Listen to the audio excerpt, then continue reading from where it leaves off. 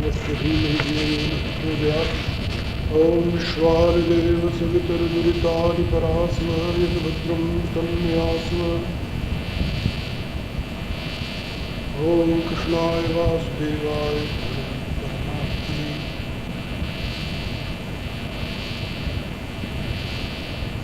प्रणतक्लेशनाशाय गोविन्दाय नमो नमः।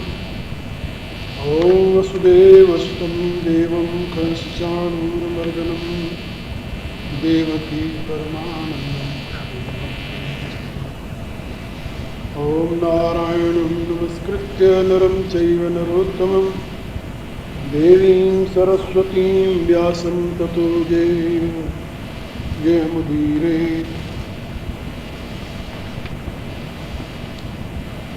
ॐ यस्मिन् सर्वं यतो सर्वं यः सर्वं सर्वतश्च यस्य सर्वं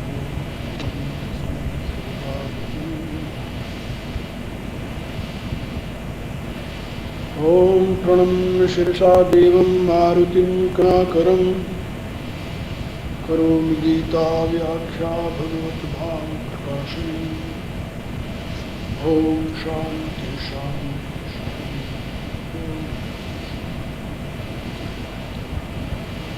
करुणा निधान भगवान श्री राम की करुणा तुम सभी के लिए कल्याणकारिणी हो।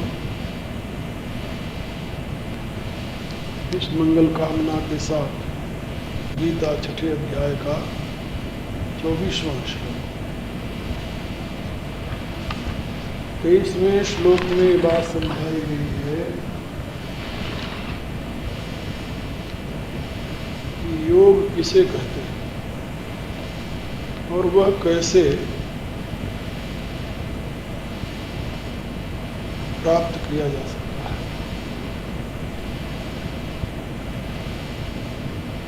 कैसे सिद्ध किया जा सकता है। इस विषय में भगवान ने बताया, तम विद्या दुख संयोग वियोगम योग संगतम स निश्चयेन योगतव्यो योगो अनिर्वैण चेतसा।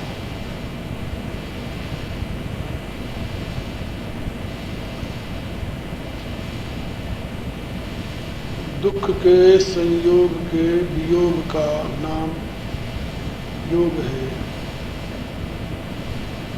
ऐसा जानना चाहिए। और वह योग दृढ़ निश्चय के साथ अनिर्वैण चित्त से अभ्यास करने पर सिद्ध होता है।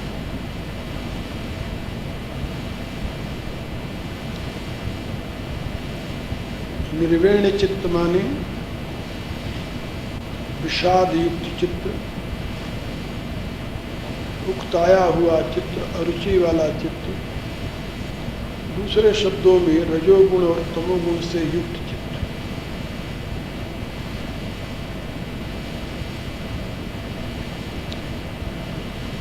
और अनिर्वैण माने जो विषाद रहित, अर्ची रहित, यानी पूर्ण उत्साह और लगन के साथ दृढ़ निश्चय से अभ्यास किया जाए तो योग की सिद्धि।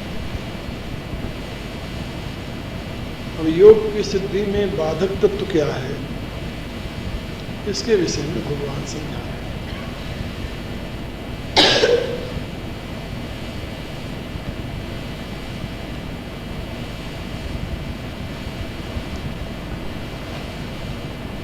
बाधक तत्व है कामना। किसी भी प्रकार की कामना योग की साधना में बाधक। इसके संबंध में भगवान ने बात कर दी। संकल्प प्रभवान कामान त्यक्त्वा सर्वान अशेष मनसा एव इंद्रिय ग्रामम विनियम्य समन्वित।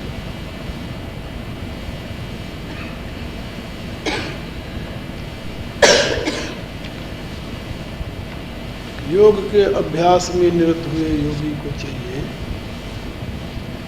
योग के अभिप्सु को चाहिए संकल्प प्रभवात, संकल्प से उत्पन्न होने वाले सर्वान कामान अशेषतः त्यक्ता, संपूर्ण कामनाओं को पूर्ण रूप से त्याग दे। और क्या करें? मनसा एव इंद्रिय ग्रामम समन्ततः विनियम, और मन के द्वारा संपूर्ण इंद्रिय समूह को, पांचों ज्ञान इंद्रियों को पूर्ण रूप से, समन्ततः माने सर्व प्रकार से, पूर्ण रूप से विनियम, नियंत्रण में ले आवे।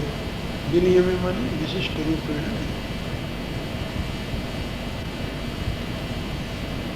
फिर वो साधना में प्रवृत्त।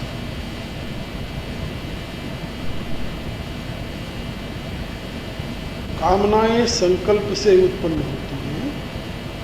उपनिषद में बात बताई गई है, काम जानान ते मूलम संकल्पात जायते किल। हे काम, मैं तेरा मूल जानता हूं, तू संकल्प से ही उत्पन्न होता है।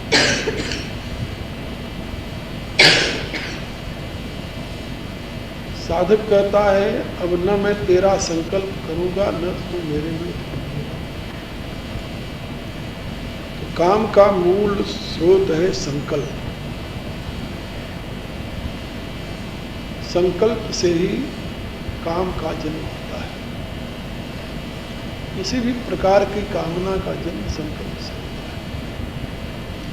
संकल्प जो है यही मन का स्वरूप है।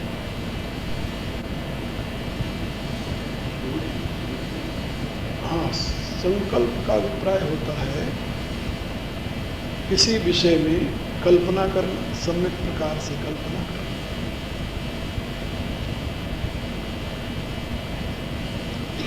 बैठे हुए किसी पदार्थ की कल्पना कर लेना, उसको पाने के लिए तत्पर हो जाना।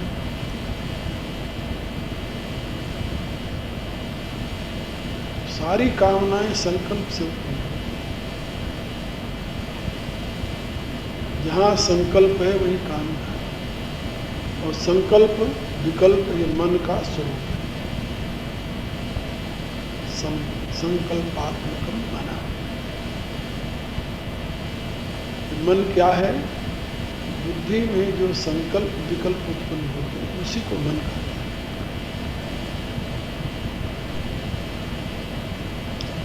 ये अहम से उत्पन्न होता है।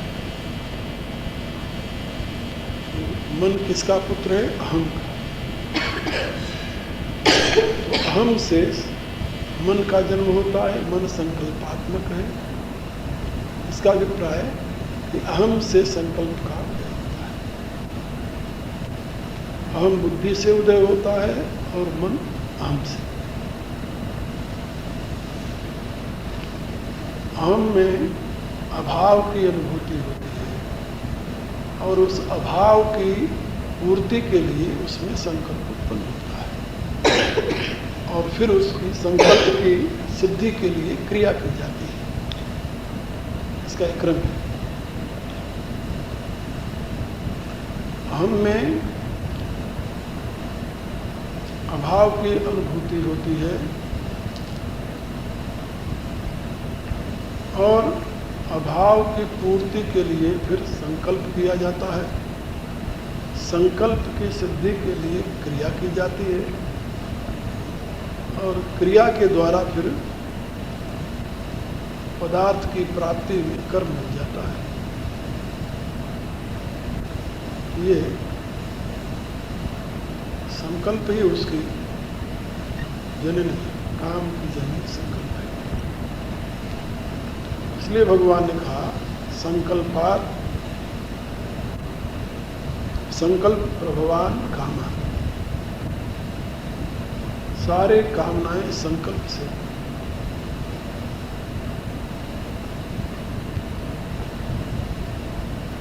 दूसरे अध्याय में इस विषय में कहा है, ध्यायते विषयान पुंस संगास जाए। विषयों का ध्यान करने से उसमें आसक्ति होती है और संगात संजायते काम, और उस आसक्ति से काम का जन्म होता है। यहाँ पर संकल्प भगवान का और वहाँ पर का है। और तीसरे अध्याय में कामेश क्रोधेश रजोगुण समुद्भव, काम को रजोगुण से उत्पन्न हुआ है। तो काम की उत्पत्ति के गीता में कई हेतु बताए। संगात संजायते कामा, संकल्प भगवान कामा, और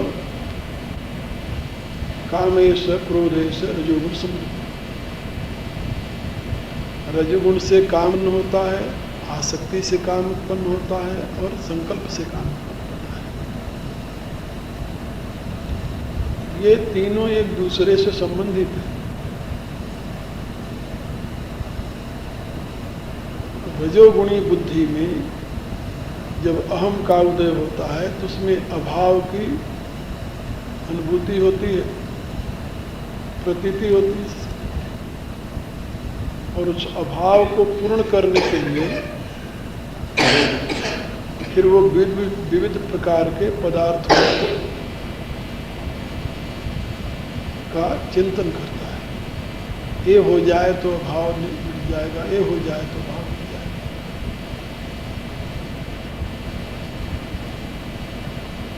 भय, अभाव और अज्ञान तीनों एक साथ उत्पन्न। अज्ञान से अभाव और भय। तो रजोगुण से अभाव की अनुभूति, उसी से अज्ञान, विपरीत ज्ञान, अयथावत प्रजानाति, बुद्धि सा पार्थ राज। तो रजोगुण से भ्रांति, अज्ञान, उससे फिर अभाव, अभाव की पूर्ति के लिए फिर संकल्प, संकल्प जन्य कामनाओं को पूर्ण करने के लिए कर्म में प्रवृत्ति, फिर उसके फल की प्राप्ति में सुख और अप्राप्ति में दुख। ये सारा चक्र चलता है।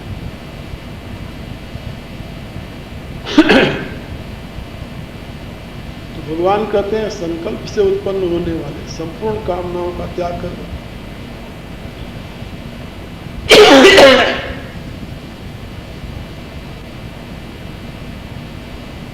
अहम से उत्पन्न हुआ जो संकल्प है, मन है, उसी से कामनाएं उत्पन्न होती हैं, उनका त्याग कर दो। फिर उससे मन नहीं रहेगा, कहा नहीं, संकल्प हो, मन हो, लेकिन उस मन से क्या करें? मनसा एव इंद्रिय ग्रामम नियम विनियम है, सततम समन्ततः विनियम। और उस संकल्प शक्ति से जो कामना से युक्त संकल्प है उसका तो त्याग कर दे, और कामना रहित जो संकल्प है, मन है, उस संकल्प से इंद्रिय समूह को नियंत्रण में करें, यानी सात्विक संकल्प। राजसिक संकल्प में कामना का उदय होता है, और सात्विक संकल्प हो तो उससे संयम का। तो सात्विक संकल्प जो है वो कामना रहित संकल्प जो है, भावना युक्त संकल्प जो है, ऐसा समझ लो। कामना रहित संकल्प होगा तो भावना युक्त संकल्प होगा। तो भावना युक्त संकल्प से इंद्रियों को पूर्ण रूप से अपने अधीन कर लिया। दोनों क्रियाएं अहम की हैं। अहम से मन उत्पन्न हुआ संकल्पात्मक, और उस मन की दो प्रकार की गति हुई, एक तो इंद्रियों के साथ दौड़ने वाला और एक इंद्रियों को नियमन भी करने वाला। दूसरे अध्याय में क्या कहा? प्रमाथिनी इंद्रियाणि हरंत प्रसभम मन। ये प्रमथनशीला इंद्रियां जबरदस्ती मन को खींच लेती हैं। तो मन इंद्रियों के पीछे न दौड़े, फिर क्या करे? विनियम्य समन्तता। ये मन जो है पूर्ण रूप से समन्तता, पूर्ण रूप है इंद्रिय ग्रामा विनियम, इंद्रिय समूह को अपने अधीन कर ले। उसमें भी संकल्प ही काम करेगा। इंद्रिय समूह को अपने अधीन करने में भी संकल्प ही काम करता है, और इंद्रियों के पीछे दौड़ने में भी संकल्प काम करता है। इसलिए भगवान ने कहा संकल्प तो हो, लेकिन वह संकल्प जो है वह कामना को उत्पन्न करने वाला न हो। संकल्प प्रभवान कामान सर्वान त्यक्त्वा अशेषतः, त्यक्त्वा सर्वान अशेषतः, सर्वान अशेषतः त्यक्त्वा, संपूर्ण कामनाओं को पूर्ण रूप से त्याग दे। इससे रजोगुण का त्याग हो जाएगा। आगे भगवान का उपैत शांत रजस। तो जब रजोगुण का आहार नहीं मिलेगा तो रजोगुण क्षीण होगा। जिस गुण को पुष्ट करना चाहो उसका आहार दो उसे। तो रजोगुण का आहार क्या है? कामना की पूर्ति के लिए प्रयत्न, कामनाओं की उत्पत्ति, कामनाओं की कल्पना, ये सब रजोगुण के लिए, रजोगुण की वृद्धि में सहयोगी होते हैं। ये सब रजोगुण के आहार है। और जब कामनाओं का नियमन करने लगोगे, नियंत्रण करने लगोगे, तो रजोगुण कमजोर हो जाएगा। रजोगुण को आहार नहीं मिलेगा, कमजोर हो जाएगा। और सतोगुण को आहार मिलेगा तो सतोगुण दृढ़ होगा। तो सतोगुण का आहार क्या है? सत्संग, सुमिरन, सेवा, श्रद्धा, भगवान की भक्ति, ये सब सद्विचार, सत्कर्म, ये सब सतोगुण की वृद्धि। सदाचार, शुद्ध आहार और सदाचार, ये सतोगुण की वृद्धि में हेतु होते हैं। गीता के 17वें अध्याय में बात समझाइए। तो श्रद्धा, शुद्ध आहार और सदाचार, ये सब सतोगुण की वृद्धि में। तो भगवान ने यहाँ बताया कि संकल्प से उत्पन्न होने वाली संपूर्ण कामनाओं का त्याग कर दे, पूर्ण रूप से त्याग कर दे, और मन के द्वारा इंद्रिय समूह को पूर्ण रूपेण अपने अधीन कर ले। तो ये बात हमेशा ध्यान में रखनी चाहिए कि संकल्पात्मक ही मन है। तो मन से ही कामनाओं का जन्म होता है और मन से ही इंद्रियों को बस में भी किया जा सकता है। मन दोनों प्रकार का काम करता है। मन यदि अन्नमय प्राणमय कोश के साथ लग जाए तो वह संसार की तरफ ले जाता है, और मन यदि विज्ञान में आनंदमय कोश की तरफ हो जाए तो तब वह कल्याण पथ पर ले जाता है, मोक्ष का साधन बन जाता है। मन एवं मनुष्याणाम कारणम बंध मोक्षे। श्रुति का एक कथन है कि मन ही मनुष्यों के बंधन और मुक्ति में कारण है। विषयों में अनुरक्त हुआ तो बंधन, विषयों से विमुख हुआ तो मोक्ष। ये दोनों मन के ही धर्म हैं। और ये दोनों काम मन का ही है। संकल्प प्रभुवान कामान ये मन का है, और मनसा इंद्रिय ग्रामन विनियम समर्थ दोनों मन का है। तो साधक के लिए वही भगवान ने समझाया कि उसे मन से उत्पन्न होने वाले कामनाओं का त्याग करके और मन को इंद्रियों के नियमन में लगा दें।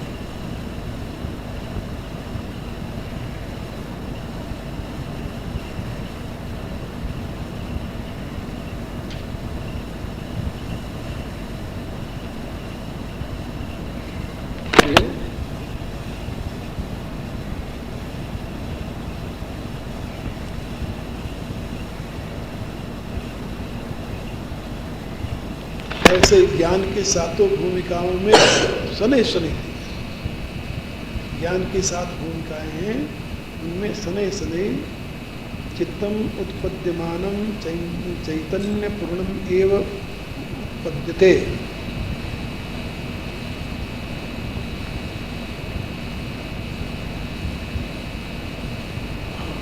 महात्माओं ने कहा है कि जिसने चित्त को निरुद्ध कर लिया उसका आत्म साक्षात्कार स्वयं हो जाता, उसके लिए करने कुछ कोशिश नहीं करनी पड़ती। चित्त का निरोध और आत्म साक्षात्कार आत्मदर्शन, ये दोनों युगपथ है, साइमल्टेनियसली। तो साधक को चाहिए कि वो बहुत ही गंभीरता और दृढ़ता से उसमें ले जाए। चित्त की जो 5 अवस्थाएं बताई गई हैं, मूढ़, चित्त, विक्षिप्त, एकाग्र और निरुद्ध, तो धीरे धीरे पहले इनसे विक्षिप्त चित्त वाला ही साधना में प्रवृत्त होता है। मूढ़ और क्षिप्त चित्त वाला तो साधना में लगता नहीं। और विक्षिप्त चित्त से एकाग्र करे, एकाग्र से निरुद्ध करे। एकाएक सहसा कुछ नहीं होता, हमेशा चित्त को संयमित करने की प्रक्रिया रही है।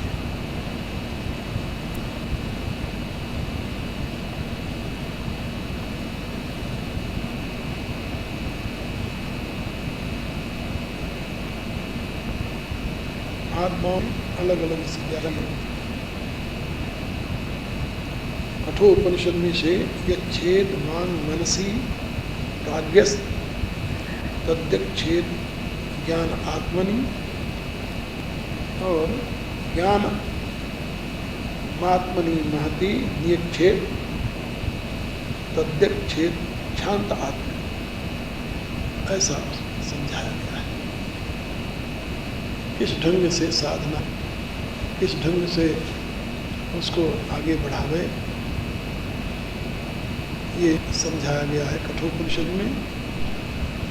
तो सबसे पहले ये बताया गया है कि यह छेद वांग मनसी, ये जो वाणी जो है ये कर्म इंद्रिय का अवबोधन कराती है, और ये कर्म इंद्रियां और ज्ञान इंद्रियां, ये सारी इंद्रियां ही विषय हैं। तो इसमें बताया गया कि यह छेद वांग मन प्राज्ञ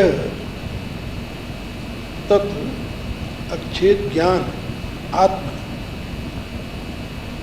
सबसे पहले विवेकी जो है, प्राज्ञ जो है, उसको चाहिए कि वह वाणी वगैरह इंद्रियों को मन में लय करे। यच्छेद वाग मनसी प्राज्ञ तदक्षेद ज्ञान आत्मा, और फिर मन को प्रकाश रूप बुद्धि में ज्ञान आत्मा माने बुद्धि जो है ज्ञान की आत्मा, जो ज्ञान का स्रोत है, तो मन को बुद्धि में प्रतिष्ठित कर दे। और फिर क्या करे, ज्ञान आत्मनि ज्ञानम आत्मनि महती नियच्छेद, और बुद्धि को महान आत्मा में लय करे। और तद क्षेत्र शांत आत्मा, और उस महान आत्मा को शांत आत्मा जो परमात्मा है उसमें प्रतिष्ठित कर दे। इस क्रम से ले जाए। पहले इंद्रियों को मन में, मन को बुद्धि में, बुद्धि को फिर आगे महातत्व में, और महातत्व को फिर परमात्मा में लय कर दे। यानी जिस क्रम से उसका विकास हुआ है उसी क्रम से उसका लय भी होता है। पहले जिस तत्व के बाद जो तत्व पैदा हुआ है उसी तत्व क्रम से उसमें लय होता है। तो यहाँ पर पहले इंद्रियों को मन में, मन को बुद्धि में, बुद्धि को महतत्व में, महतत्व को परमात्मा में। ऐसे इसको कहते हैं शनै शनै पर लय करने की प्रक्रिया इसमें बताई गई। यच्छेद वांग मनसी प्राज्ञः तद यक्षेद ज्ञान आत्मनि, और ज्ञान आत्मनि महति निक्षेद तद यक्षेद शांत आत्मा। इस क्रम से उसको लय करने की प्रक्रिया समझाएंगे। जो इस प्रकार से लय की प्रक्रिया में चलता है वो धीरे धीरे उस अवस्था में प्रतिष्ठित हो जाता है। दो क्रमो चित्तनाशस्य योगो ज्ञानम च राघव, ये वशिष्ठ जी ने कहा है भगवान राम से। हे राघव, चित्त को शांत करने के लिए दो उपाय हैं। एक तो ज्ञान है, दूसरा योग है। योगो ज्ञानम च साथ राघव का अभिप्राय, एक तो योग है, दूसरा ज्ञान है। सांख्य इसको कहा है गीता में। तो सांख्य के द्वारा और योग के द्वारा दोनों प्रकार से चित्त शांत होता है, चित्त निरुद्ध होता है।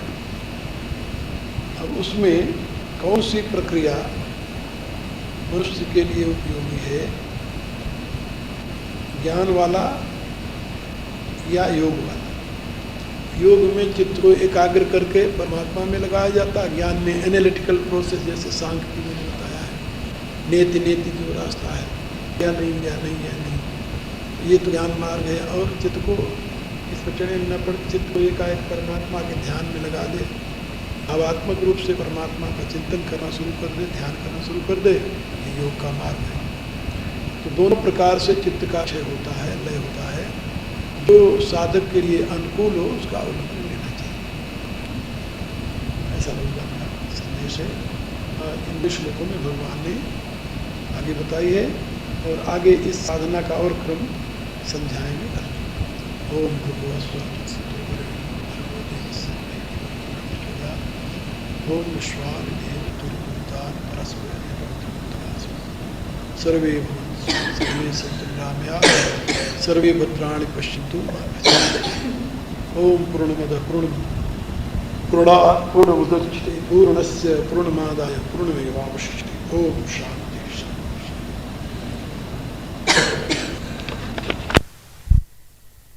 वरेण्यं भर्गो देवस्य धीमहि धियो यो नः प्रचोदयात्।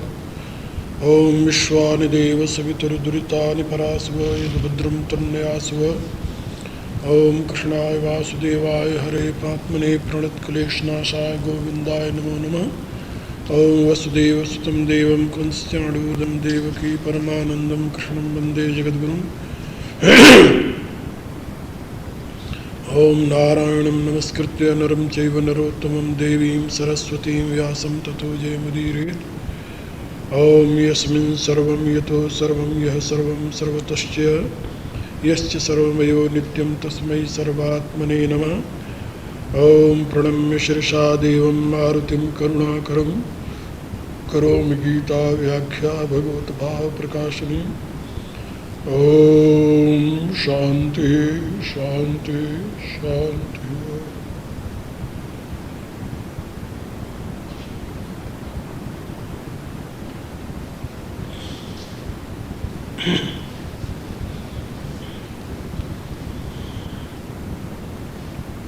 करुणा निधान भगवान की करुणा तुम सभी के लिए सदैव कल्याणकारिणी हो। इस मंगल कामना के साथ गीता 6ठे अध्याय का 25वां श्लोक।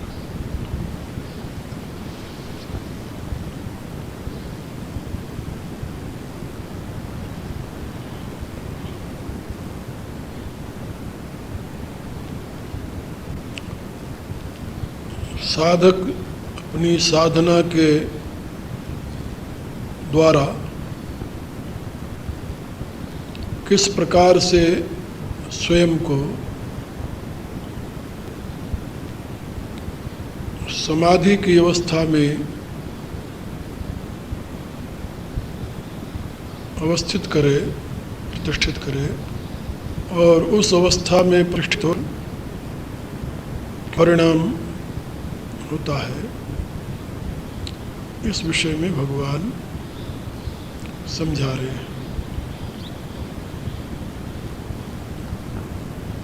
प्रत्याहार के द्वारा पहले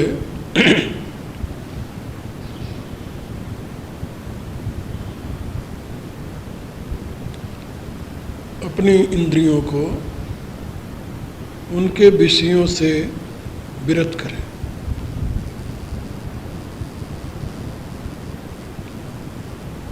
इंद्रियां ही विषयों के साथ संबंधित होकर जगत का बोध कराती है। इंद्रियों के विरत हो जाने पर फिर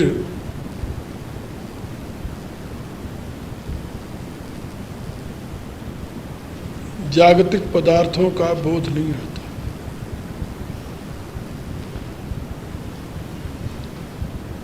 और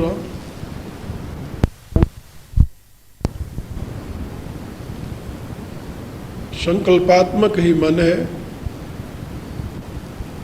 बुद्धि द्वारा अहम जन्य संकल्पों को विराम देकर और सात्विक संकल्प के द्वारा इंद्रियों को उनके विषयों से विरत कर ले और फिर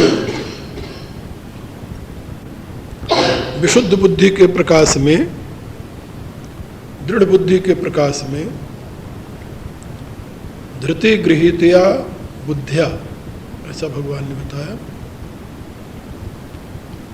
धृति गृहीतया बुद्ध्या का अभिप्राय होता है धैर्य वाली बुद्धि, धैर्य धारण करने वाली, धैर्य को, दृढ़ता को धारण करने वाली बुद्धि के द्वारा धीरे धीरे शनैः शनैः धीरे धीरे मन को विषयों से हटावे, मन को उपरत करे। साधना बुद्धि के अधीन है, ये बात हमेशा ध्यान में रखना चाहिए।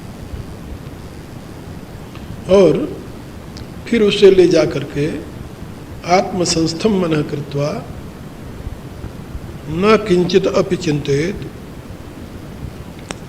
और मन को ले जा करके आत्मा में प्रतिष्ठित कर दे और फिर किसी अन्य विषय का चिंतन न करे। ये पहले जब आत्मा की तरफ मन को ले जाएगा तो विषयों के द्वारा अभ्यस्त हुआ, प्रभावित हुआ मन बार बार वहाँ से नीचे गिरेगा और विषयों की तरफ जाएगा। तो या तो विषयों का एनालिसिस कर ले कि भाई यहाँ जा रहा, देख यहाँ क्या है, और वहाँ पर तात्विक दृष्टि से देखे कि तो परमाणुओं का परिणाम मात्र है, परमाणु बिखर जाएंगे, ये रूप बिखर जाएगा। क्योंकि मन जो है जिन विषयों का ग्रहण करता है तो उन विषयों के सूक्ष्म और स्थूल दो भेद होते हैं। सूक्ष्म भेद जो है वो परमाणु रूप में है, स्थूल भेद जो है वो आकृति रूप में है। और परमाणुओं से ही आकृति बनी है। तो परमाणुओं से जो आकृति बनी है, जब मन को बतावे एनालिसिस करके बुद्धि के द्वारा कि देखिए है क्या, तो उससे मन विरत हो जाता है धीरे धीरे और उस सत्ता में अवस्थित होने लगता है। यही बात कठोपनिषद में समझाई गई है। तो सबसे पहले नीचे से साधना शुरू करें। शनैः शनैः उपरमेत बुद्ध्या धृति गृहीतया, धृति गृहीतया बुद्ध्या शनैः शनैः उपरमेत। और आत्मसंस्थम मनः कृत्वा, मनः आत्मसंस्थम कृत्वा किंचित अपि न चिंतयेत, मन को आत्मा में अवस्थित करके और कुछ भी चिंतन न करे। ये स्थिति जब हो जाए उसकी धीरे धीरे, एकाएक नहीं होगी, इसके लिए अभ्यास करना पड़ेगा। कठोपनिषद का ऋषि इसी बात को समझाता है कि भाई जो प्राज्ञ लोग हैं उनको चाहिए कि वो यच्छेद वाग मनसी, वाग माने सारी इंद्रियां जो हैं इनको मन के अधीन कर दे पहले, जैसे पहले बताया है। तो मनसा इंद्रिय ग्राम विनियम में समझ। तो श्रुति कहती है कि वाक आदि इंद्रियों को पहले मन के अधीन कर दे और फिर क्या करे, तद यच्छेद ज्ञान आत्मनि, और उस मन को फिर ज्ञान आत्मा जो बुद्धि है उसमें अवस्थित कर दे। पहले इंद्रियों को मन में प्रतिष्ठित करे, पहली सीढ़ी हुई। फिर मन को बुद्धि में अवस्थित करे, ज्ञान आत्मनि, ज्ञान आत्मनि यहाँ बुद्धि का। और फिर बुद्धि को फिर क्या करे, ज्ञान आत्मनि महति नियक्षेद, और ज्ञान आत्मा को, बुद्धि को महतत्व में, महतत्व माने जिसकी अंश बुद्धि है। ये जो हमारी बुद्धि है ये हिरण्यगर्भ का अंश है। हिरण्यगर्भ सूर्य को कहते हैं, उसी को महतत्व भी कहते हैं, महान आत्मा भी कहते हैं। तो ये सूर्य के अंश से ही हमारी बुद्धि हुई है। इस सृष्टि में हमारे इस पृथ्वी पर जितनी बुद्धियां हैं ये सब सूर्य से उत्पन्न हुई है, सूर्य का अंश है। और सूर्य इनका अंश ही है। और सूर्य जो है वो समय की बुद्धि है, उसको हिरण्यगर्भ कहते हैं, उसी को ब्रह्मा कहते हैं, इसी को अनेक नामों से पुकारते हैं। तो ये जो महान आत्मा है ये सूर्य है, इसी को विश्वात्मा भी कहते हैं, महान आत्मा भी कहते हैं। तो अब बुद्धि को ले जा करके सूर्य में अवस्थित करे, उसके कारण रूप सूर्य में, और फिर महान आत्मा को ले जा करके, महतत्व को ले जा करके शांत आत्मा में, परमात्मा जिसे कहते हैं, उसमें अवस्थित करे। क्योंकि ये महान आत्मा जो है ये प्रकृति पुरुष का युक्त अभिव्यक्त रूप है। प्रकृति भी है पुरुष में, चेतन और अचेतन दोनों का संयुक्त अभिव्यक्ति है ये सूर्य। लेकिन अब उसमें प्रशांत आत्मा जो है, शांत आत्मा जिसे कहती है श्रुति, यदक्षेत शांत आत्मनि, तो शांत आत्मा जो है वो तो विशुद्ध चेतन है। तो इस क्रम से पहले सूर्य मंडल में और सूर्य मंडल से विशुद्ध चेतन में, गुणात्मिका प्रकृति से विरत होकर के विशुद्ध चेतन में, अनंत चैतन्य घन में अपने आप को प्रतीत कर दे। और उसी में, उसी को कहा आत्मसंस्थम मनः कृत्वा न किंचिदपि चिंतयेत्, मन को उस आत्मा में अवस्थित करके, प्रस्थापित करके अब कुछ भी चिंतन न करे, चिंतन का सारा क्रम समाप्त हो जाए। ये साधना की पद्धति भगवान ने समझाई। और जब उस अवस्था में प्रतिष्ठित हो जाएगा तो क्या होगा, तो भगवान कहते हैं यतः यतः निश्चरति मनश्चंचलम अस्थिरम,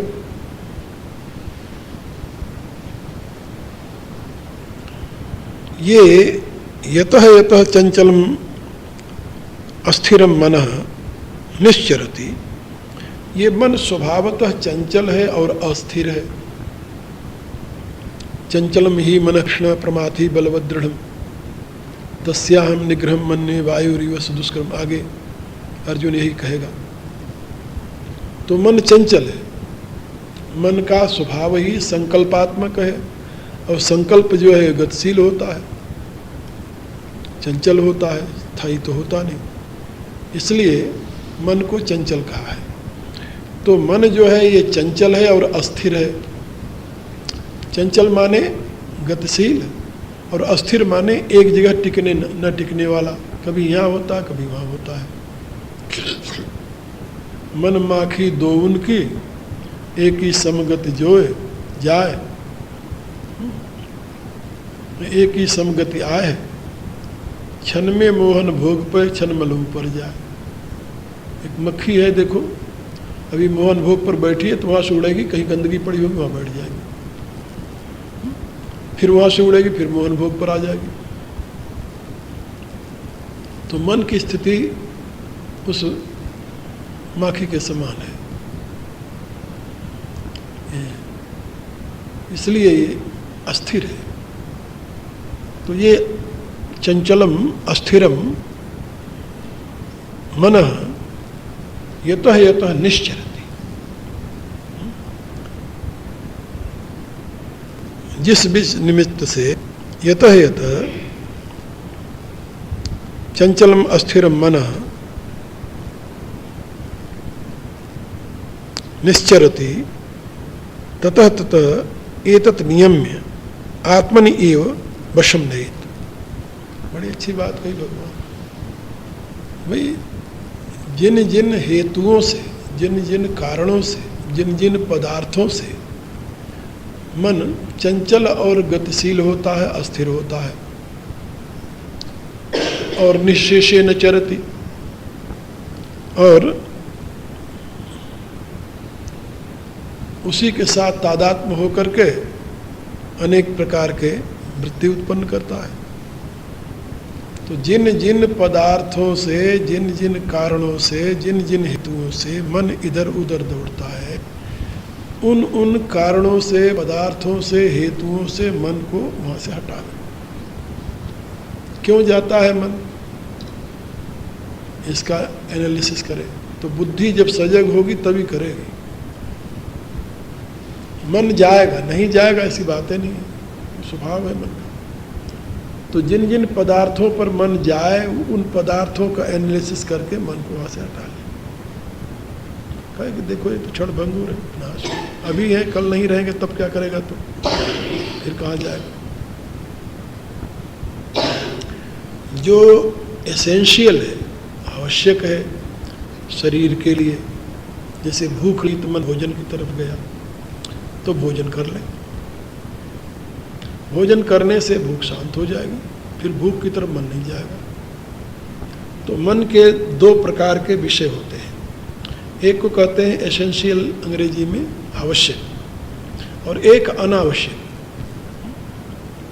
तो अनावश्यक पदार्थों में जब मन जाए तो उसको समझा दे कि भाई इससे क्या तुम्हें लाभ है, ये न हम न अमृतास्याम हम तेन किन पूर्याम, इसे क्या लेने देना अपने, फिर क्या मिलेगा इससे। तो मन समझ जाता है, नहीं समझता ऐसी बात नहीं, उसे समझावे तो समझ जाता है। और कभी कभी नहीं समझता, ज़्यादा आकर्षण उसमें होता है, तो उसको धीरे धीरे शनै शनै, श्री भगवान का शनै शनै रूप में धीरे धीरे। रामायण में तुलसीदास जी ने चौपाई लिखी है, रस रस सूख सरित सर पानी, ममता त्याग करें जिन ज्ञानी। रस रस, एक ही दिन में सारा पानी नहीं सूख जाता, धीरे धीरे धीरे धीरे पानी सूखता है। तो जो धीरे धीरे होता है वो स्थायी होता है, और जो जल्दी में होता है वो स्थायी नहीं होता, टेम्परेरी होता है। इसीलिए भगवान ने कहा कि ये योग साधना अनिर्वीण चेतसा करेगा, निर्वीण चित्त से, उकताए हुए मन से, जल्दीबाजी से नहीं होगा, स्थिर। इसीलिए धृति गृहीतया बुद्धिया, ऐसा भगवान ने बताया। धैर्य धारण करने वाली बुद्धि जो है, अधीर बुद्धि से नहीं होगा। कश्चित धीरा एतद आत्मानम ऐक्षत, ऐसा श्रुति कहती है। कोई धीर पुरुष ही इस आत्मा को देख पाता है। तो साधक के लिए धैर्यवान होना ये परम आवश्यक है। जल्दीबाजी में हो जाए, जल्दी हो जाए, ऐसा नहीं। धैर्य, यदि इस जीवन में नहीं हमें लक्ष्य की प्राप्ति हुई तो फिर साधना व्यर्थ गई। इससे क्या होता है कि आदमी को निराशा होती है। फिर शास्त्रकारों ने लिखा कि साधक को यह निश्चय होना चाहिए कि घबराने वाली बात नहीं है। जब से सृष्टि हुई है तब से अब तक अनंत योनियों में पैदा हुए हैं, अनेकों बार पैदा हुए, अनगिनत बार पैदा हुए और भटकते रहे दुनिया में। अब तो सद्गुरु और शास्त्र की कृपा से रास्ते पर लग गए हैं। तो इस जन्म में नहीं पहुंचे तो क्या हुआ, अगले जन्म में पहुंच जाएंगे। पहुंचना जरूर है। तो दृढ़ निश्चय के साथ अपने लक्ष्य की तरफ आगे बढ़ता रहे और उत्साह बना रहे, धैर्य बना रहे। अधीर होने की जरूरत नहीं, अभी नहीं तो कल से ही। तो ये जब उत्साह होता है तब तो आदमी उसमें सफल हो जाता है। और यदि ये सोच ले कि हाँ ये तो बहुत दिन पड़ा हुआ है, कहाँ से होगा, ये तो अपने बस का नहीं है, फिर वही गया। एक कथा पुराण की है। महात्मा नारद जा रहे थे, एक व्यक्ति तपस्या कर रहा था। तो तपस्या कर रहा था तो उसने महात्मा नारद को देखा, प्रणाम किया, कहा प्रभु कहाँ जा रहे हो? कहा मैं तो वैकुंठ को जा रहा हूँ। कहा भगवान से पूछना, हमें बहुत वर्ष हो गए हैं, कब दर्शन देंगे? पूछ लें। आगे बढ़े तो एक दूसरा भगत था, वो भी बैठा हुआ था।